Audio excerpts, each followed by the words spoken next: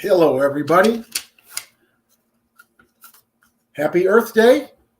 Welcome to what I think is going to be a very powerful and useful session regarding a process I call WIN-FLATION. In Wayne's world, it's a very simple mindset. Those who don't understand history are bound to repeat it. A very simple quote by Theodore Roosevelt: the more you know about the past, the better you are prepared for the future. With that said, we are in a period of time that many of you have not even ever experienced. Some of us have.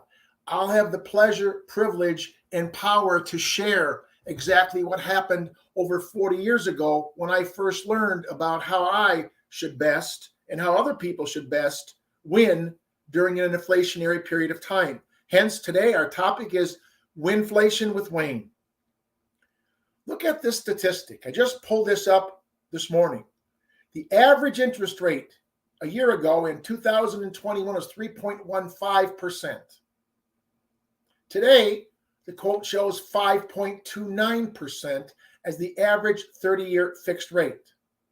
And as you can see, mortgage rates have grown the fastest in 28 years, and inflation has soared to a 40-year high. Just about when I started my real estate career and my real estate investing career, we are seeing tighter money and higher interest rates. And again, as the Fed keeps raising interest rates, inflation will continue. And as long as rates keep rising, inflation accelerates. That number on the bottom is one I think you need to be totally aware of as you work with your clients. It's called the 11% rule. Unfortunately, I've got 22% up there. Why? Because every 1% interest rates rise, a buyer's purchasing power for mortgage loans goes down by 11%. Hence, with 2% increase in mortgage rates from a year ago, a buyer is going to be able to borrow 22% less for the same dollar amount this year versus last year. So if they borrow $400,000 last year, they're going to be able to borrow just a little over $320,000 this year. They're going to use basically $88,000 roughly of mortgage buying power. That impacts everything, especially when prices are rising in real estate due to inflation. So please take a moment to reflect on that and remember the 11% rule. Now, it's immaterial if somebody didn't buy last year but are buying this year, but still it means that purchasing power is down, which means from my perspective as a real estate negotiator, we have to take a look at how we're going to handle that change in the buying power of buyers, which is much lower, and the increased prices of sellers because prices are rising. And that changes what Harvard's real estate school calls a ZOPA, a zone of possible agreement. Buyers have to pay more for the same money or borrow less money, and sellers expect to get higher prices due to the market because of a shortage of inventory. That zone of possible agreement is a very powerful negotiating strategy. I wish you would take some time.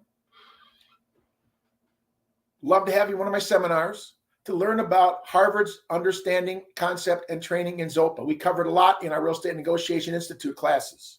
But that 11% rule is more than ever more powerful than it ever could be. So how does inflation work? It's very simple. We have different kinds of inflation. We have demand pull, cost push, commodity push, wage push, and we even have skin inflation that is causing to be changed by less product in the marketplace. Many boxes of items we buy, cereal's the best example. They're shrinking in size. We have shrinkflation. The cost hasn't gone up in dollar amounts, but the amount of product inside the box is much less, whether it's a quart and a half of ice cream used to be a half gallon, whether it's a half gallon of orange juice is now 52 ounces, or whether it's a box of cereal, it's thinner and thinner and thinner. Same front size, but thinner back size. Then we also have WIN-FLATION, which is my topic for today. you need to understand that as wealth transfers from one group of people to another group of people, it's powerful. You learn to be the transferee of the wealth versus the transferor of the wealth. So we're going to look at several different ways, strategies, tips, tactics, methods that you can use to understand how demand pull is causing prices to rise, how cost push due to COVID and our other issues regarding shipping and trafficking and trucking and everything else, and then the built-in inflation, because wages start to rise, and as more wages rise, more people have to spend more money, so they want raises, so it's a constant circle. Inflation, by simple, basic definition, is too many dollars chasing too few goods. So look at what happened in the last year. A lot of money has been put into the system for a number of reasons, to take care of some people who had trouble making rent payments, to cover the cost of medical care, to cover tax increases. We're seeing tax rebates. We're seeing all kinds of monies going into the system. And that's fine to help people who need the money, but the trade-off of that is very simply that we have too many dollars chasing too few goods. I think it's great that Walmart is going to be offering people with a truck driver's license up to $10,000 a month to start their job.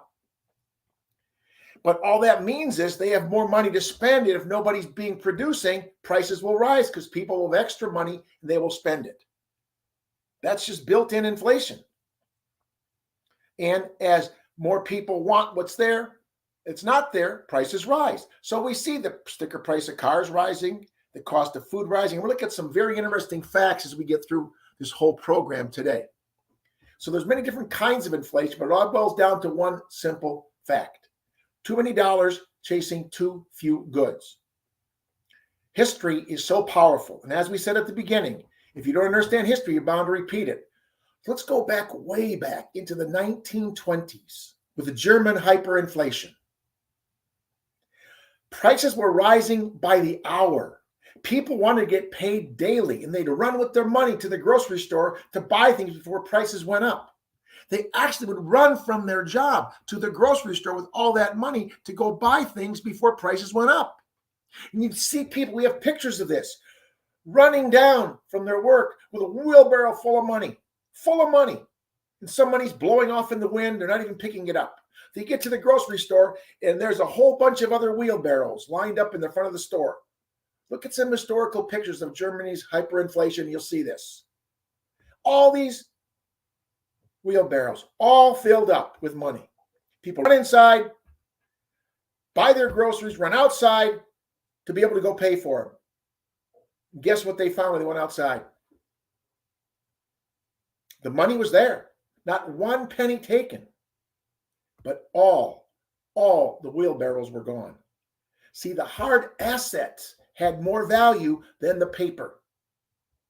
And that's the problem with inflation. If you're holding on to cash, it's not going to be as valuable as holding on to hard assets. So we're going to talk about 5 of the best hard assets to hold on to in the next 12 to 18 months, which I hope is going to be the time frame that we can move out of this cycle of prices rising and nobody better off, except the people who learn to be transferees, like you will hopefully after today, instead of a transferor having to give up wealth. Loads of articles, loads of TV shows, loads of magazines sharing things, a lot of stuff on the internet that explains a lot of the strategies and tactics. I will share just a few I know work because I went through this in 1981, 82, 83. And I understand history, and I'm not going to be bound to repeat it. So hopefully you will understand history, and you won't repeat it, and you will benefit from these times. See, we also have recession. We've been through a recession. Now we got inflation. And we have this up and down cycle all the time.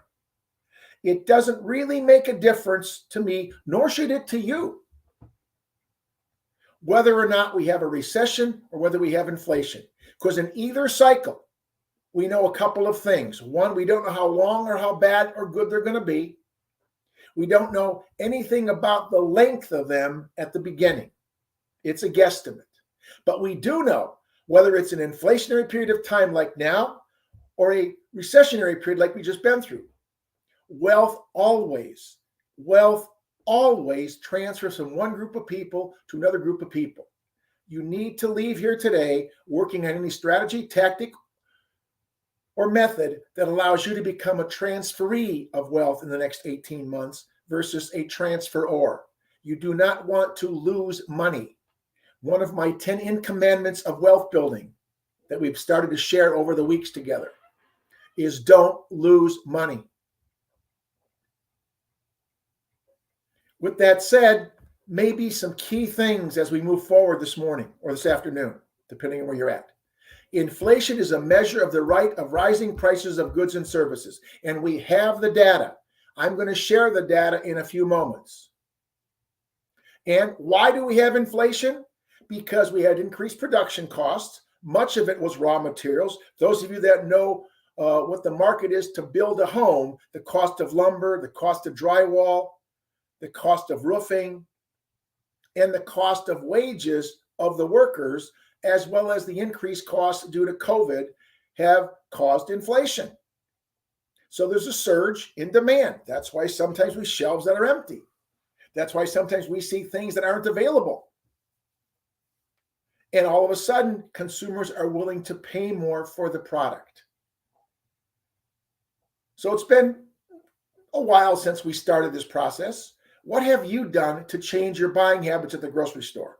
Are you just paying more for the fruit or the vegetables or the meat or the milk? Or are you not drinking as much milk or eating as much meat or changing what vegetables you buy based on what's sale or what fruit is on sale?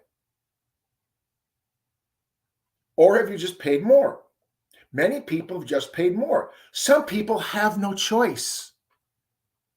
The fact that gasoline prices are up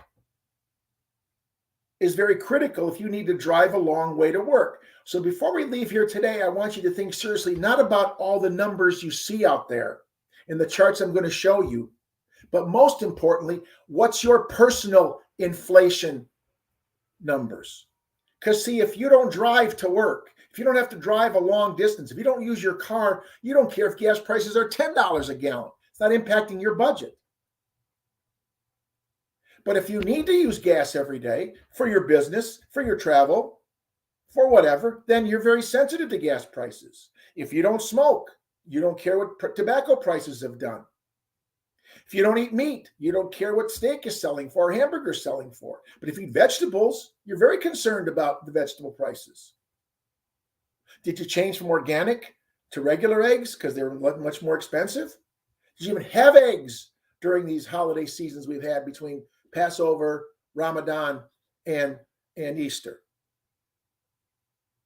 Because eggs got expensive. And again, very commonly, since we know there's more money out there, I know it, you know it, we can see it, some companies reap the rewards of inflation by charging more for their products. We see rents at an all-time high. We have some people who have to move out of places they've been in for years because they can't afford the 20, 30, 40% rent increases in some marketplaces. So these are some key takeaways as we begin our discussion and as you just listen and maybe write some things down. This is probably a great session today that you don't need to see me. You need to have a piece of paper. You need to write things down. My mentor, Zig Ziglar, says this so often in his life. He said, it's always better to have a short pencil than a long memory. So we've got the 11% rule, which is now 22%. And let's hope it doesn't go to 33% with another 1% increase in rates. But that would mean a third less buying power compared to 2021. That impacts everybody in some way, shape, or form. So again, we have different kinds of inflation, but the key is to start thinking about win-FLATION. How can I win in an inflationary market? And once again, what strategies, tactics, and processes can you put into play to have wealth transferring to you.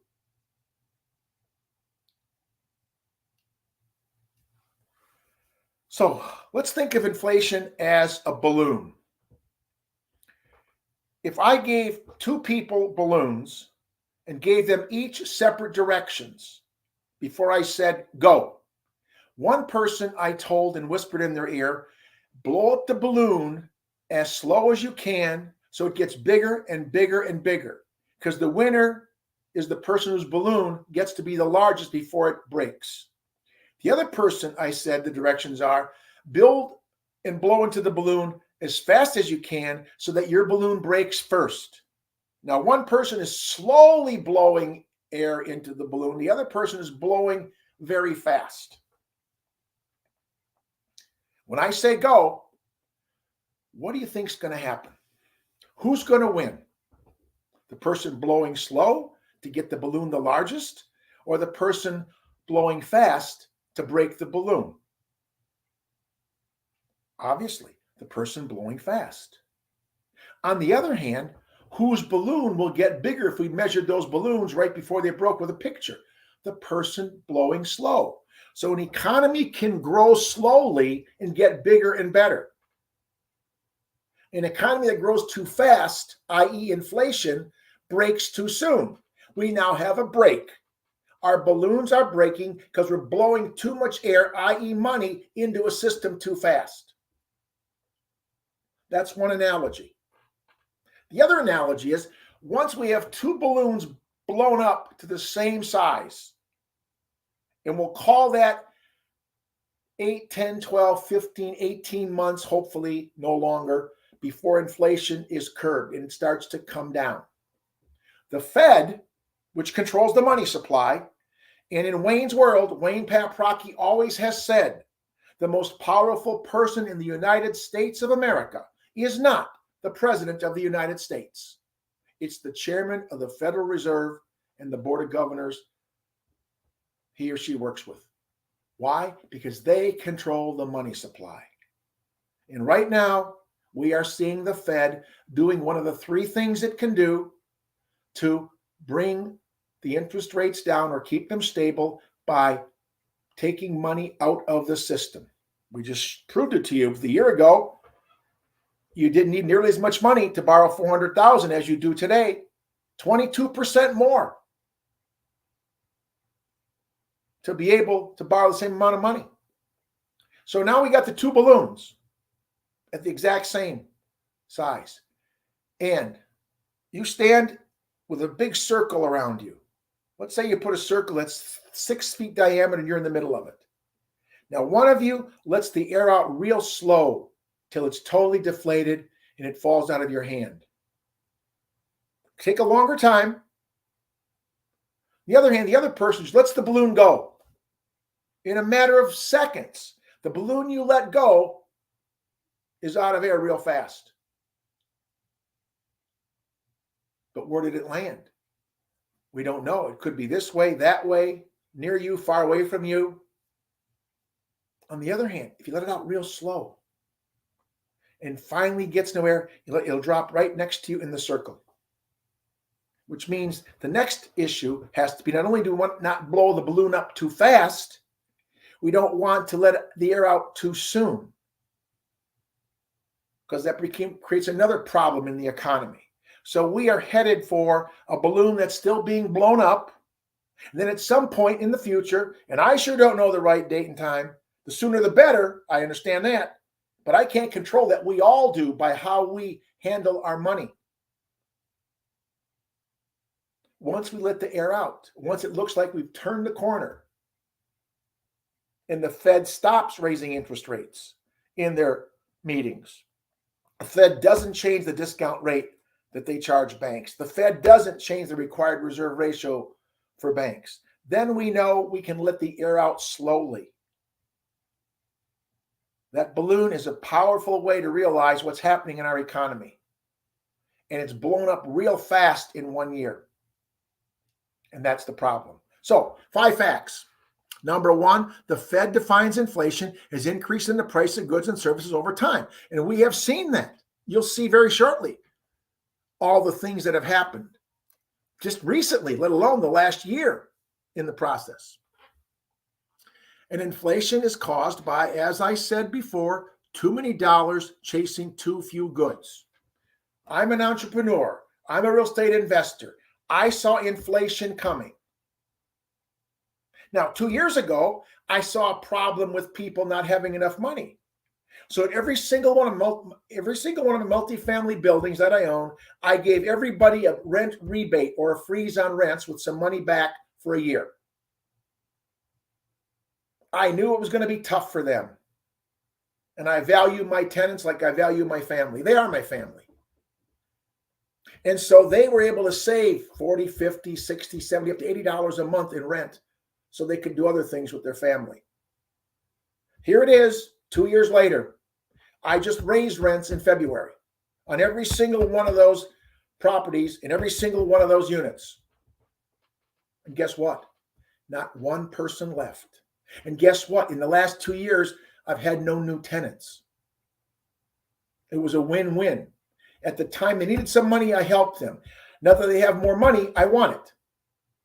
And that's not being greedy. It's a fact of, because if I don't take the extra money they have, then somebody else will.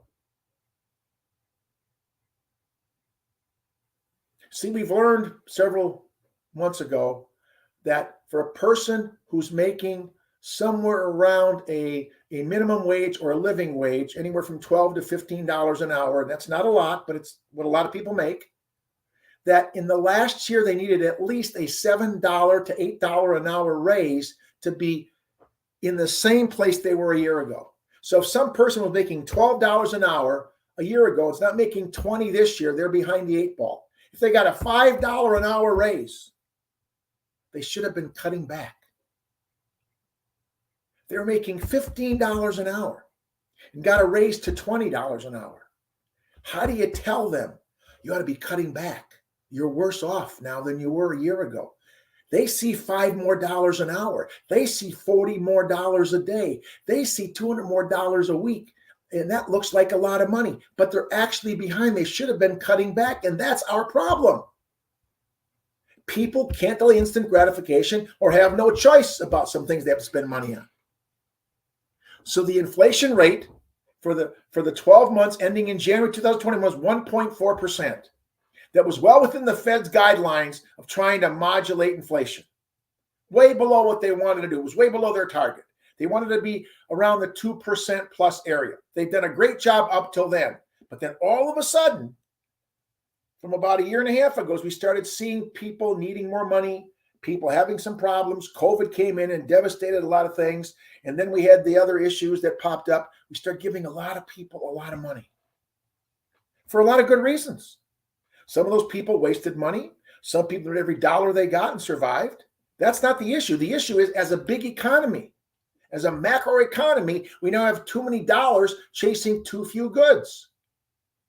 And some people actually found it was better off not working and taking some of the money. And that's another whole story that I don't want to get into right now. On the other hand, we do know those numbers are not even close to 1.4% a year later. A lot of government spending, a lot of programs, and even more programs. I'm in Chicago. We have an entrepreneur, Willie Wilson, giving away $2 million worth of his own money in gasoline. We also have the city of Chicago offering people gas cards. One's coming from government tax dollars, one's coming from a person's wealth. Big difference in how the economy handles that. The Fed Reserve uses that weekly or monthly federal funds rate every time they meet to modulate inflation. And here's what's so critical to see. You may not remember 1981, but you probably remember 2004, 5, and 6, or at least you can find it. The Fed back then started raising interest rates. And they started raising them 25 basis points every time they met. So if the average interest rate was 4% back then, or whatever the number was immaterial, and they raised it to 4.25, then they raised it to 25 points to 4.5. The next time, the third time, another 25 points to 4.75. Every time they met, they raised the rate 25 basis points after the first 4 Fed meetings. They had raised the interest rate 1%. Now, the Fed funds rate usually impacts credit cards, car loans, home equity lines before it hits mortgage loans. We're much more tied into other variables, like 10-year Treasury bills and other factors. But more importantly, that 1% increase said if you owed $100,000 on a loan, for every $100,000, it cost you $1,000 more a year. That's over $80 a month. For every 100,000. What happened back in 2003, 4, 5, 6? People were buying adjustable loans because the rates were so low. I actually had some tenants who were able to borrow at 1.7% and move out of my apartments and have a cheaper monthly payment and live in their own home or condo than renting back then. But it was an adjustable rate. It started to go up. So pretty soon it's at 2.7. Well, that's $1,000 more for a $100,000 loan. That's $2,000 more for a $200,000 loan. $2,000 more a year is about $160 a month. That means that person probably has to earn close to $200 a month in gross wages to have an extra $160 a month to make their mortgage payments. And the Fed kept doing that. Those who don't understand history are bound to repeat it. I'm carefully watching what the next move is going to be by the Fed, because it's going to come pretty soon. And how many times will they raise the rate? We've heard projections that it could be between 5 and 8. Let's hope that's not true, but let's hope it doesn't even go worse than that. Because back in 2004, 5, and 6, they raised the rates 17 times that they met. Over a 4% increase. 4%. Now that $100,000 loan has gone up $4,000 a year. That's $350 a month. And most people didn't have that. Hence, what did we have? Foreclosures, short sales, and all kinds of chaos. Prices dropped drastically by 2007, 8, 9, and some of you know that history. And please go back and look at that, because as I said at the beginning of our time together, those who don't understand history are bound to repeat it. See, that 2% target in 2012 was good. It was good until 2021. By 2022, this thing is rapidly, not hyperinflation, but rapidly rising, and we've just begun.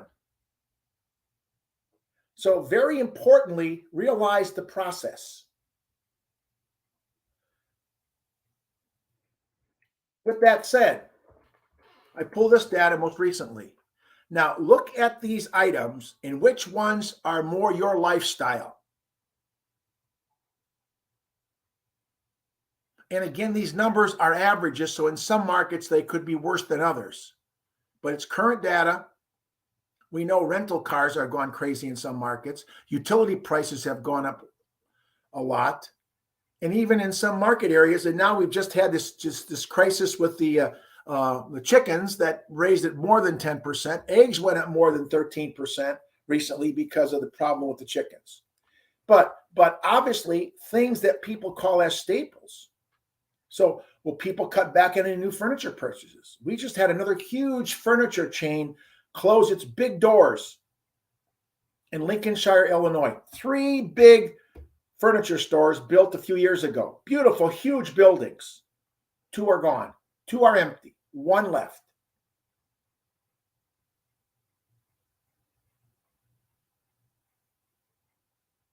Our utility bills. And look at the biggest problem, gasoline. So, again, if you use gasoline, you've got to really make some changes. But if you don't care about certain other things, or they don't impact you, the used car market's gone up worse than the new car market. Yet we see new cars selling at way over list. Ford actually is selling trucks now without all the pieces to it. They don't have all the chips, so you can buy the car. Not everything works. And truck works till you come back later when they get some chips. They'll sell you a car or a truck or an SUV, but some things don't work because they don't have the chips for them. So you bring them back to the dealer later. We are going through something we haven't gone through for over 40 years.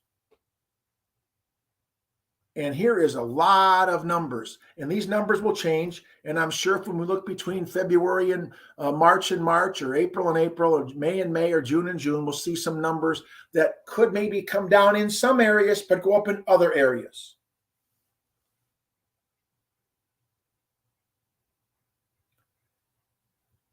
We're not blaming any one party. We have inflation in all types of life. We do know that, though, if your government is spending more money and giving more money away, that tends to be inflationary.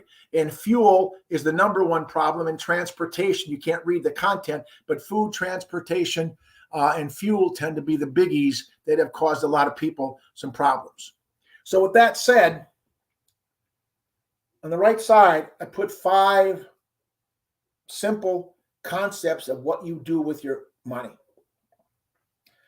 Everybody consumes. Your consumption habits may have changed.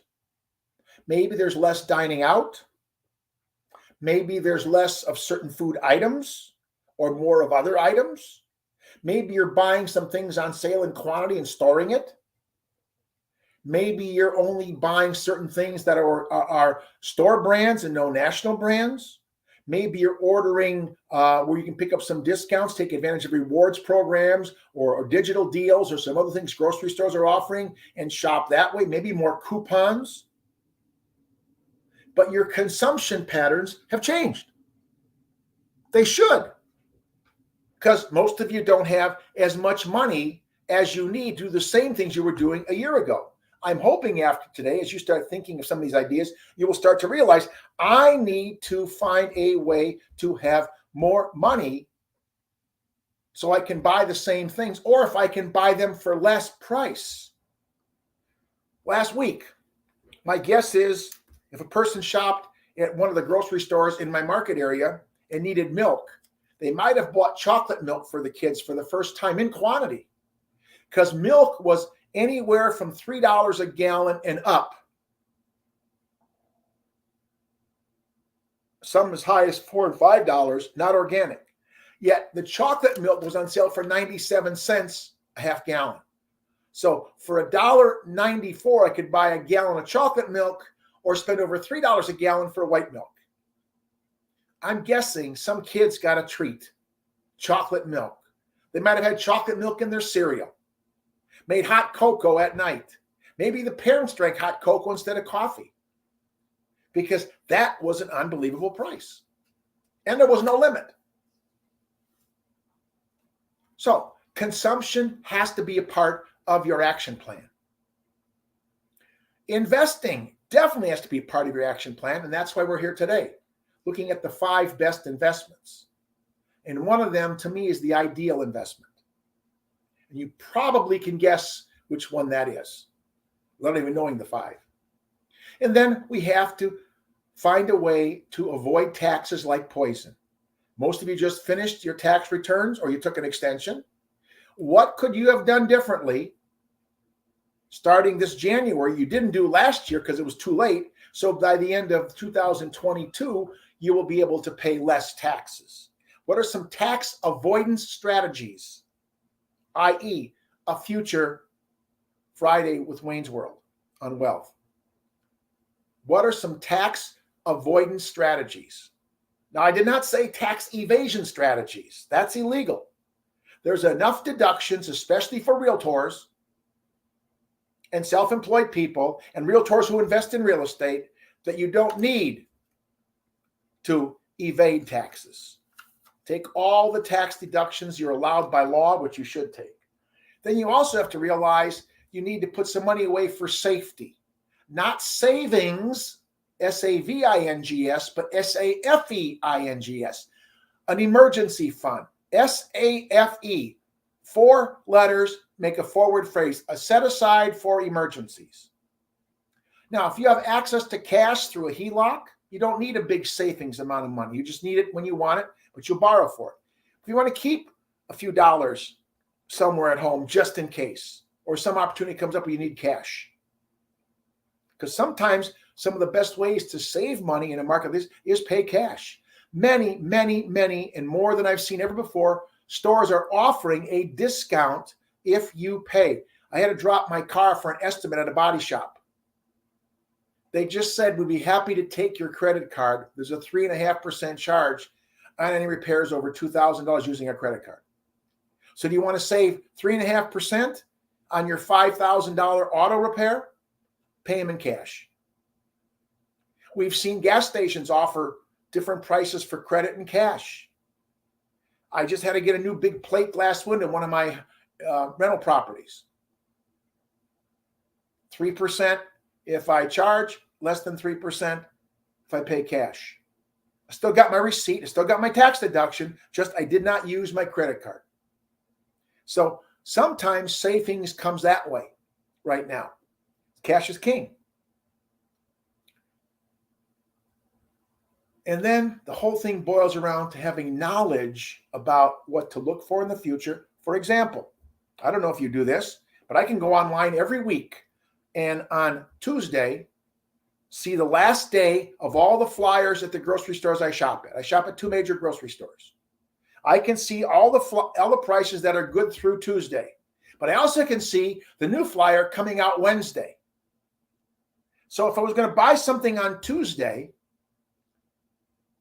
what if I look at the Wednesday flyer and it's less price or more price? I can make a decision to save some money. My consumption just changed. I'll buy those dinners on Wednesday when they're $2.50 a piece versus buying them last week and they were $3.29 a piece. And then I can stock up because they're frozen. There's a tip there we'll see in a few moments.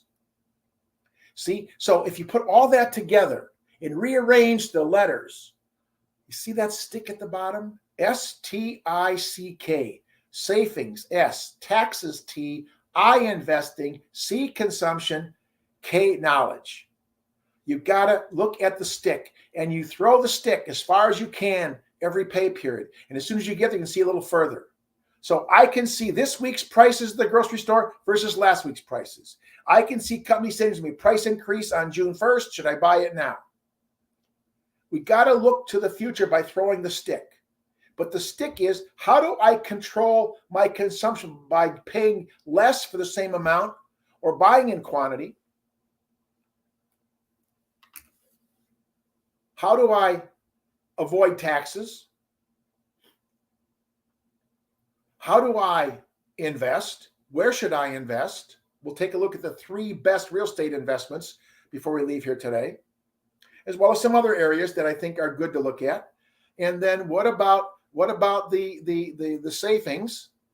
I got some money set aside for emergencies, and all this comes together by me having that knowledge. So remember the stick and think about your strengths and your weaknesses. Are you not a good consumer? Do you buy things when they cost too much, or you should have not bought them and should have maybe substituted something else this week? Should I have this instead of that? Now, I know some people, you know what, I was going to play the lottery. So I've come up with this strategy because I'm big on people not wasting money. Don't lose money, but don't waste money. Just get a big jar. Drop in the money you spend on the lottery. And then at the end of the month, put it someplace. Some kind of a safe place. A bank savings account is fine. A checking account that pays, just so you don't touch it. Because you wouldn't have had it if you would have spent the lottery. I'm sitting here with a lottery ticket somebody sent me, a mortgage loan officer. I don't play the lottery, but I got it for free. Guess what? I won $5. Now, some people be tempted to go cash it and get some more tickets. I'm going to get the $5.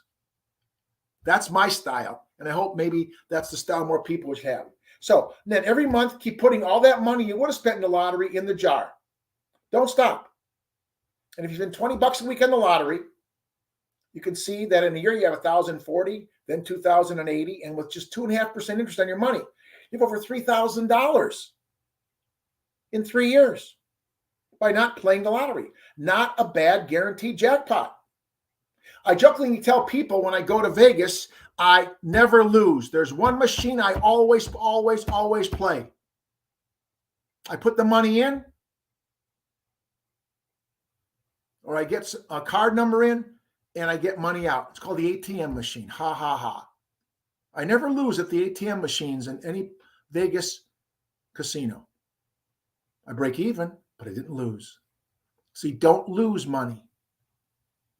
Can you imagine if you just didn't pay a $20 ticket for the lottery in 10 years? I know it's a long time, but it's over $11,000. Now, that's not for everybody, but 3 years, extra $3,000, that's who knows what's going to happen. Oh, the best investments during inflation. I mentioned earlier, hard assets. And again, most hard assets are gold, silver, platinum, diamonds, and real estate. I also realize that if you understand the commodities market, tangible assets have been inflation hedges. But the commodities market is not for everybody. It's hard to understand. It's used in a way that some big players are there doing things you don't have as much control over. But I got to tell you, gold, silver, diamonds, platinum, real estate are the 5 or 6 major hard assets. Now, platinum is not as big of a deal. It doesn't fluctuate as much. Silver's a bit, but gold and diamonds have gone up dramatically in the last year. Now, remember, 1981, Wayne was just learning about this like I'm helping you learn about this today. I realized if I'm going to build my lifetime of wealth, I better understand what's just happening. And I did. So what did I do in 1981? Started thinking about buying investment real estate for the first time. And here we are today, 40 plus years later, with a portfolio that got as high as 186 properties. Now I'm totally selling and cashing down with 1031 exchanges. Not to impress you, but to impress upon you that long-term process that continually created passive income. Because as I've said almost every time we've met on Fridays, your passive income should be larger than your earned income and growing every year. I want more passive income and less earned income. And we'll see that in a few moments. And I also, in 1981, became partner in an investment diamond firm. We sold GI certified diamonds to investors for 401ks. And a lot of people made a lot of money in their investment portfolios. But remember, investment grade diamonds are not mostly what people wear on their fingers or on jewelry and earrings or other pieces of enjoyment. Investment grade diamonds are GIA, Gemological Institute of America certified. The best, most expensive diamond is a D flawless. D in color, flawless in clarity. There's no such thing as the AA or AAA diamond. That's just made up. GIA certified diamonds, if that's your investment strategy, should be the only way to go. Gold, pure gold, not 14 karat, not 18 karat, not 22 karat, 24 karat gold. Silver, pure platinum, and some other metals, but gold and silver and diamonds and real estate. The inflation hedge that profits from rising rents and appreciation. That's why real estate, of all these things on this page, is the ideal way to win-flation. You win-flation with real estate, at least as Wayne recommends every single person I talk to, every seminar I speak at. Somewhere they hear these magic words: buy at least 2 income-producing properties every year for your exit strategy in real estate. And then food storage. Now, some people don't have the capability of storing things, but if you know a friend or if you are a very practicing Mormon, look at how they plan on food storage. Some of them have built little rooms in their homes and basements that look like a store. They stock up on food that's not perishable, canned goods, boxes of cereal, etc. It's got a long shelf life, sometimes a year's worth of food storage. Because over a year, paper towels have gone up drastically. The rolls have shrunk, toilet paper. have shrunk unless you buy the triple mega roll. So we have 5 things I'd like you to leave with here as inflation-proof ways to build wealth. So you win-flation. Silver, gold, diamonds, food storage, and above all, real estate. You want to mix them up? That's fine. Obviously, the disadvantage of gold, silver, and diamonds and food storage is you have to pay for them up front, or you finance them on a credit card at a high price. Where in real estate, you can leverage and basically have none of your own money into it if you want, or a little of your own money. I can't go and buy some gold and borrow all the money at an attractive interest rate and have money coming in while the gold's going up in value. See, gold and silver and diamonds don't bring a monthly income. I've got to sometimes pay to store them unless they take it in certificates. And diamonds, I got to insure. In food storage, again, I don't want to waste food. A lot of people lose money because they waste food. They buy the big box of something and they throw half of it away. So please, as we look at this from the perspective of how do you win inflation, it's real estate as your number one. And then a mix of gold, silver, diamonds, and food storage. You decide what works best for you. But I would suggest heavily real estate is going to be your best inflation hedge of all the hard assets that are available. And because you are a realtor, you know more about that investment than anything else that's out there. That's why the commodities thing is fine if you know what you're doing or can delegate that. But they got to be tangible assets as an inflationary hedge. So as I said earlier, you need to look at all the things you buy, make a list in which ones are impacted the most by what's happening in the marketplace. Don't worry about the big number. The big number is not you. If you don't drive and live in a warm climate, then oil prices don't matter. If you live in cold climate where heating costs are high, gasoline prices are high, and other costs are high, it takes more money. Many people living in a 4-season climate are getting ready to open their pool. They're all excited to open their swimming pool.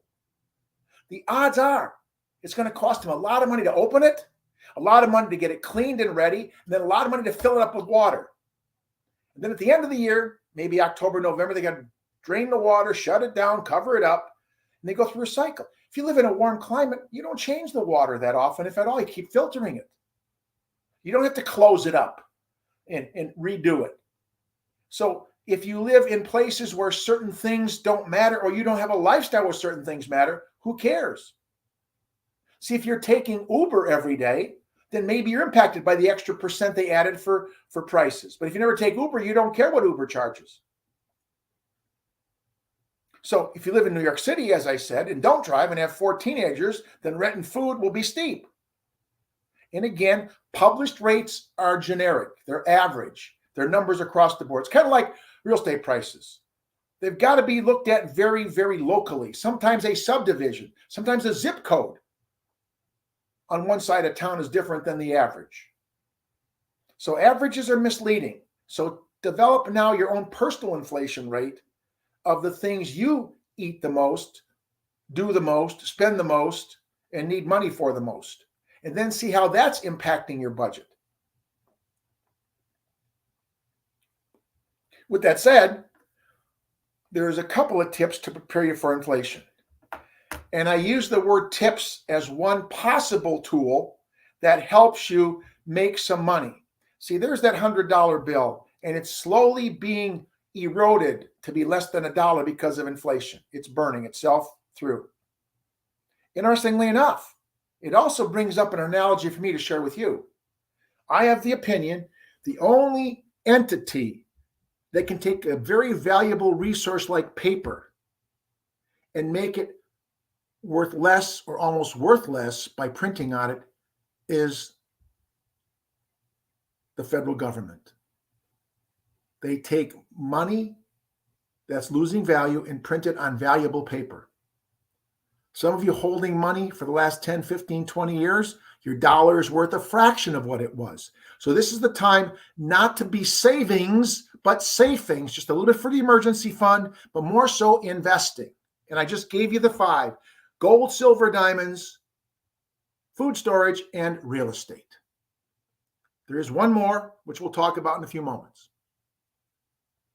The inflation risk you have is watching this grow and you not staying with it. If your income's not growing as fast as or faster than the growth in prices for the things you use, you are losing. You're falling behind.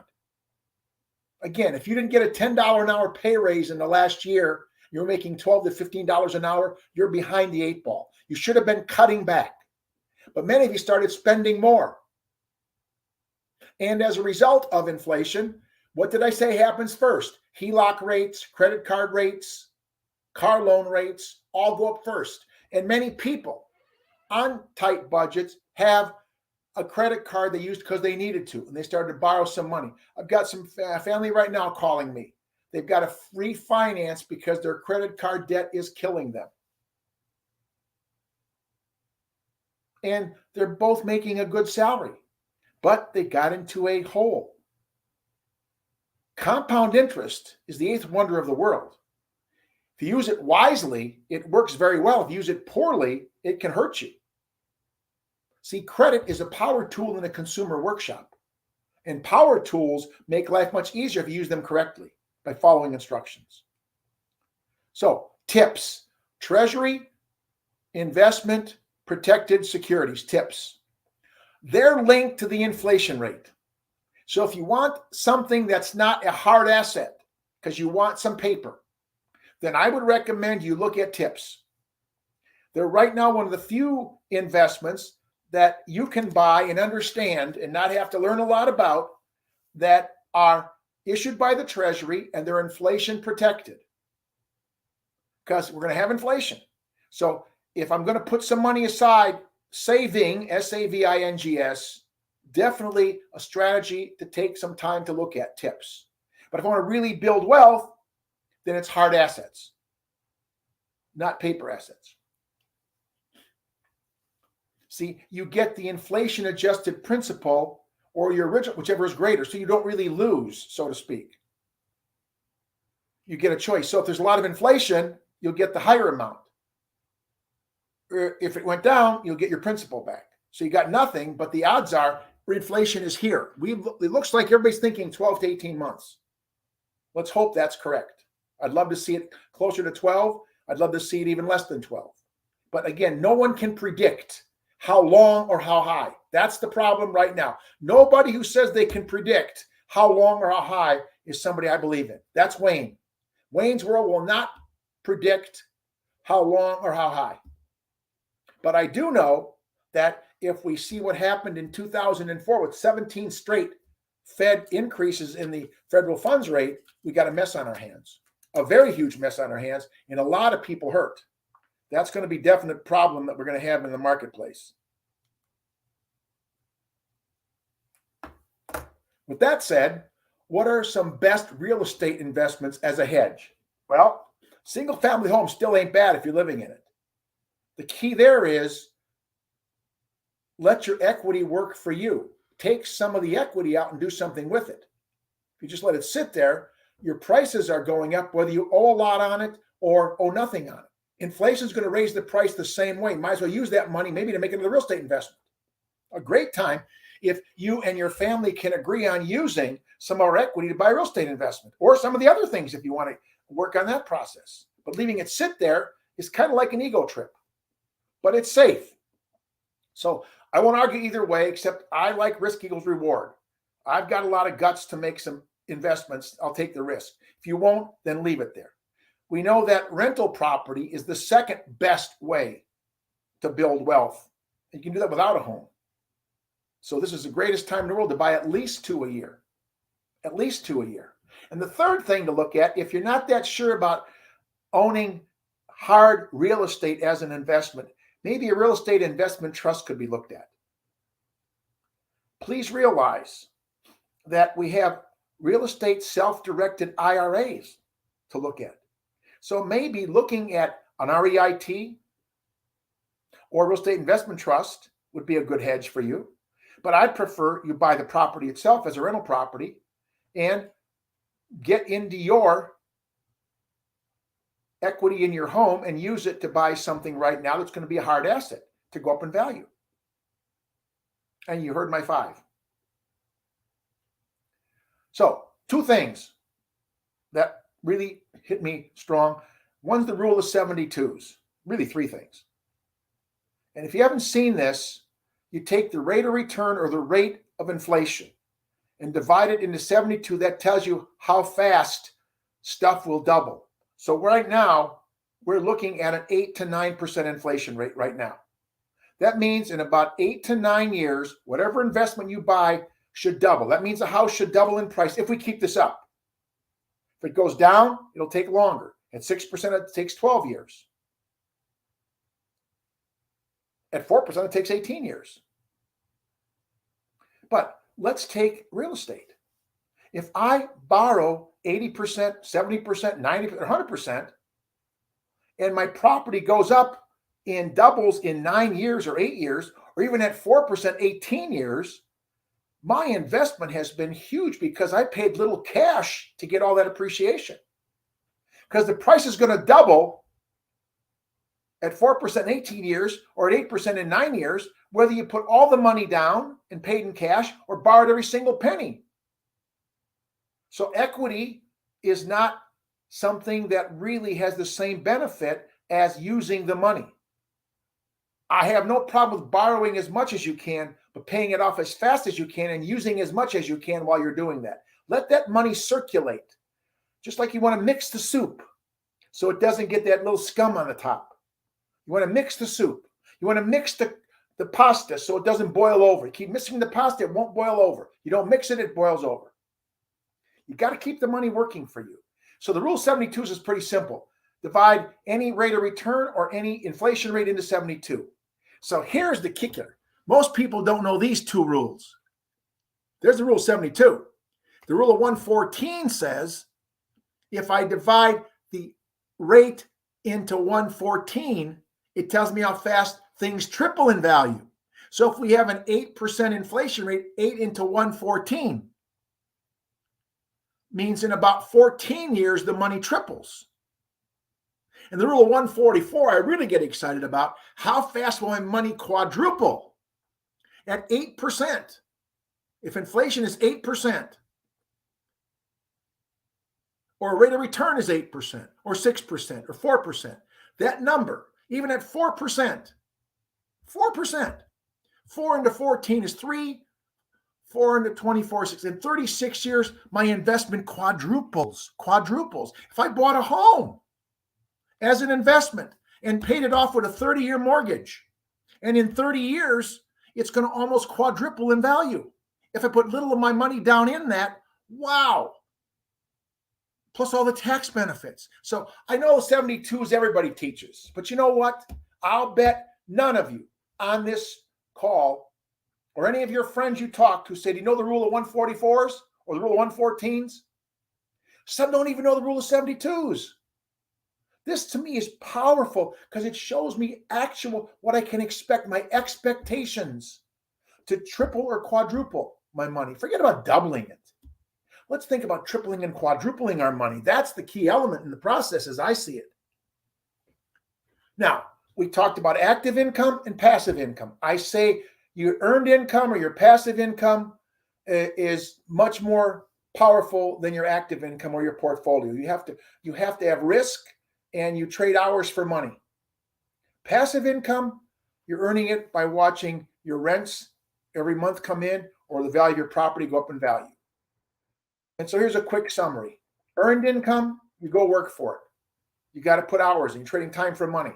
Has high tax rates. Capital gains, you earn it without actively working. A little bit better in taxes, but it takes longer to earn. And you have to have an individual investment. Passive income, my real estate, I don't work. I call people. I have home warranties. I have repair people. It's going to take a while, but I look at it for the long term. It's an exit strategy. And last but not least, you've seen this process before. Money works for you when it's passive income. Everybody has a job. You are smart enough to get into your own little business. Now you're hopefully going to start to get some people working for you and you working in a way to build some leverage, but then you want to start buying as an investor. Employee, not a good idea. Self-employed, much better idea. Business owner, good idea. Investor, best idea. This started with Dave Delgado and Robert Allen and Carlton Sheets. Most recently, Bob Kiyosaki was looking at this model, but it's a great model. So things are looking up as long as that pay raise gets higher than that inflation rate. That's what's got to grow. And you want to pay less taxes, find ways to change the way you pay bills, and hopefully watch inflation come down. The more you know about the past, the better you are prepared for the future. Those who don't understand history are bound to repeat it. Happy Earth Day. Thank you for being with me today. Enjoy your weekend.